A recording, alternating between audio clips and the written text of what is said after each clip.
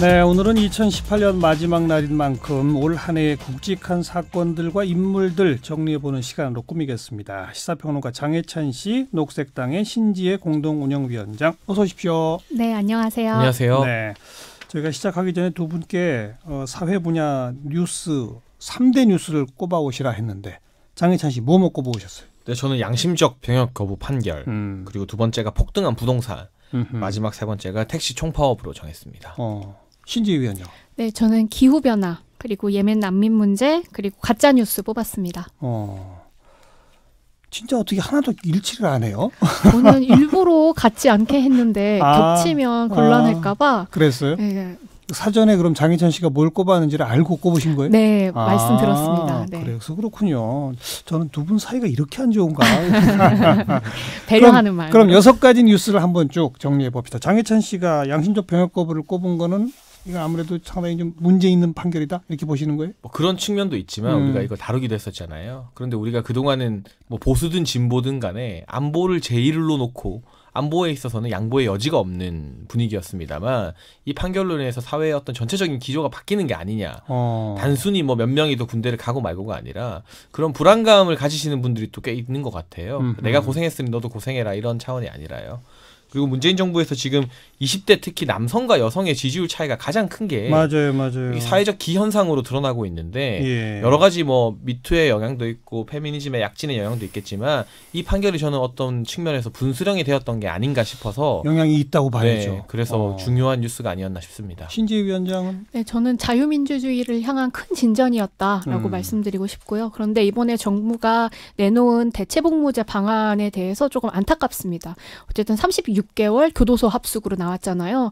굉장히 징벌적이고 그 사회에서 그 국제적으로 권고하는 권고안에서도 굉장히 더 나간 안이라고 생각합니다. 안보에 대한 우려가 심화될 소지가 있다. 조짐도 있다. 한 해석과 자유민주주의의 큰 한 걸음이다라고 하는 해석. 엄청 다르다니까요. 엄청 다릅니다. 우리 신지혜 위원장이 첫 번째로 꼽은 기후변화. 네, 그러니까 날씨 문제가 진짜 우리 삶의 문제가 돼버렸어요. 네. 계속 폭염과 혹염을 계속 왔다 갔다 하고 있는데 올해 처음으로 그 지구 온난화가 진행돼도 끝까지 버틸 거라고 예상되었던 그린란드에 있는 최후의 빙하가 무너졌어요.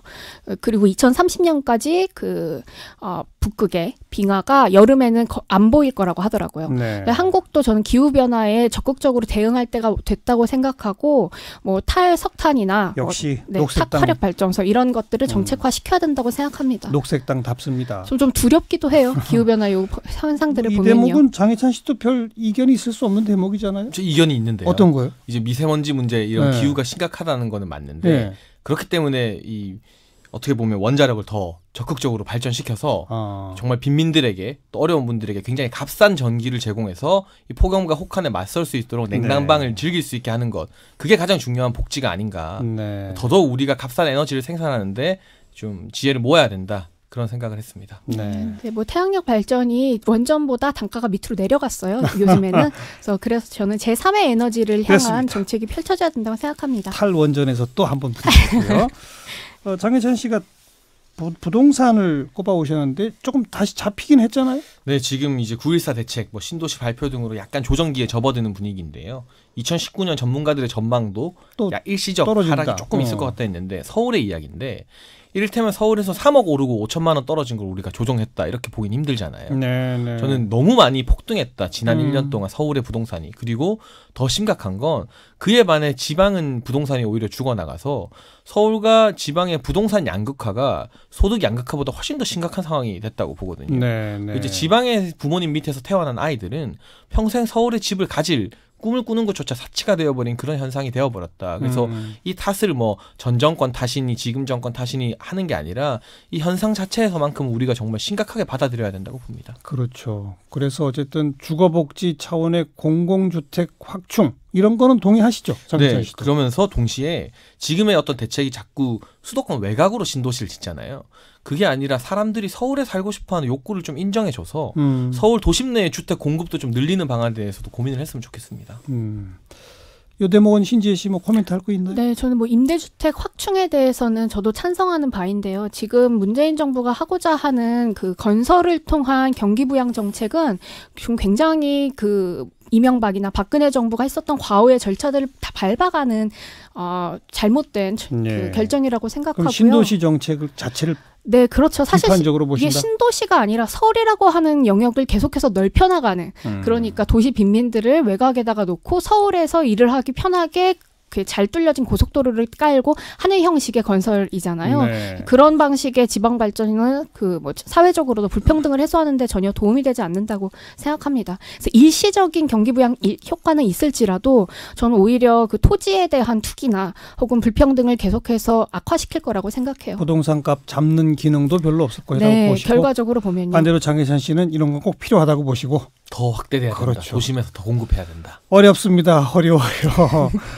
장혜찬 씨, 신지혜 위원장이 두 번째로 꼽아온 뉴스가 난민 뉴스인데 이것 네. 역시 어려운 문제입니다. 네, 지금 한국에 제주도에 들어왔었던 500여 명의 예멘 난민 중에 0.5% 한 2명밖에 난민 인정이 되지 않았습니다. 나머지는 모두 다 그냥 일시적으로 체류를 허용하는 형태로 머무를 수 있게 됐어요.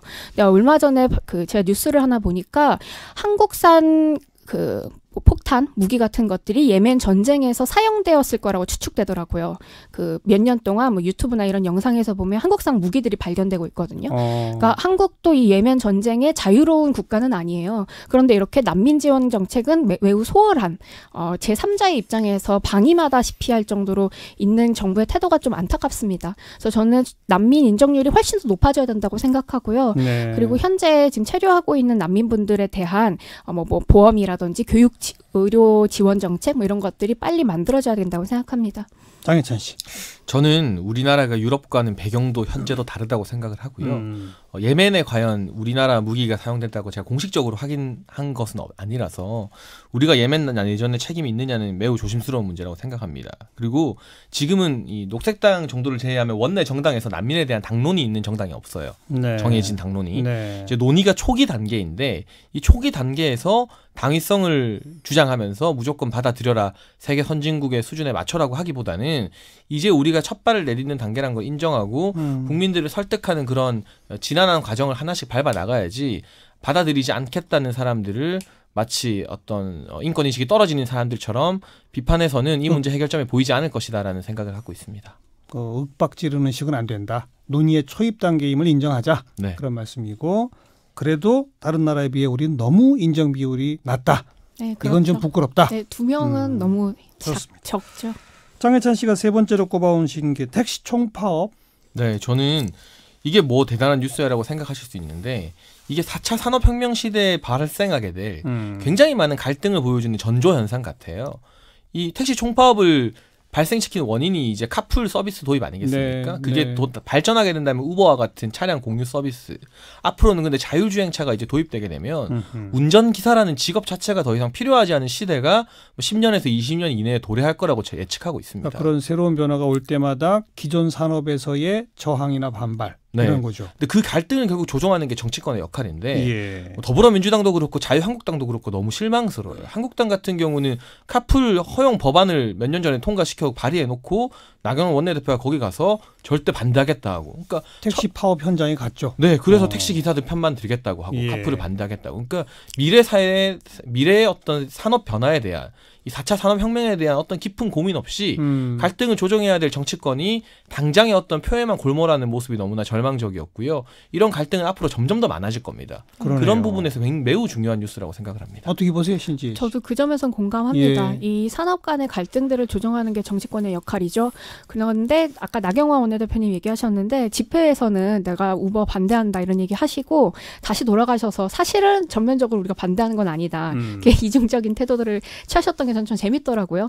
그런 이념이 없는 건, 그러니까 사상이나 전체 철학이 없는 것이 지금 정치권의 한계가 아닐까 싶어요. 저는 전략적으로 좀 고민을 같이 해봐야지 머리를 맞댈 시점이라고 생각합니다. 네. 뭐 해외에 다른 제가 사례들을 보니까 기존의 우버 같은 기업이 들어오게 될 때 서비스 한 번 시작할 때마다 달마다 1달러씩 모금을 해서 몇 년간 기금을 만들어서 택시기사들에게 주는 형태의 복지기금 같은 것들을 마련했더라고요. 그렇죠. 그런 것들도 적극적으로 한국에서 고려해 봐야 될 시점인데 네. 이런 얘기 꺼내는 것들을 사실 모두 두려워하고 있습니다.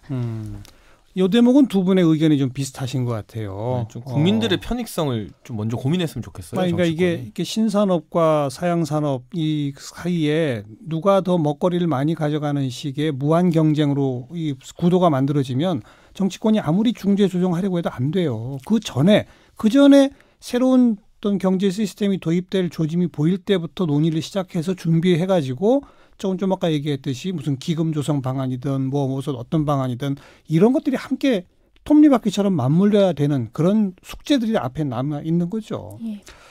자, 그리고 신지혜 위원장이 마지막으로 꼽은 건 가짜 뉴스. 네, 올해 가짜 뉴스가 진짜 많았어요. 그리고 또 이 가짜 뉴스의 진원지를 한 그 신문에서 밝혀내기도 했었죠. 조직적으로 한 단체가 가짜 뉴스를 만들고 또 유포시켰었던 어떤 그 흐름들을 파악했었는데요. 네. 이 가짜뉴스를 법적으로 처벌하거나 규제하기는 어렵다고 생각합니다. 어디까지 가짜뉴스인지 우리 사회가 합의한 적이 없기 때문에 그리고 그건 매일 매 순간마다 바뀔 거기 때문에요. 근데 대신 저는 이 가짜뉴스를 막기 위해서는 우리 사회의 디지털 리터러시에 향한 그러니까 디지털이나 이런 기사들을 접할 때 이걸 내가 어떻게 받아들이고 어떻게 해석해야 될 것인지에 대한 전반적인 교육들이 좀 있어야 된다고 생각하고요. 예. 아주 어릴 때부터. 예. 그리고 또 이런 조직적인 가짜뉴스 양상 같은 경우에는 특히 증오 발언이나 헤이트 스피치라는 증오 발언을 기반으로 한 뉴스라면 처벌 가능하지 않을까. 그러니까 뭐 증오범죄 처벌 규제법 뭐 이런 것들을 통해서 처벌 가능하지 않을까 싶은데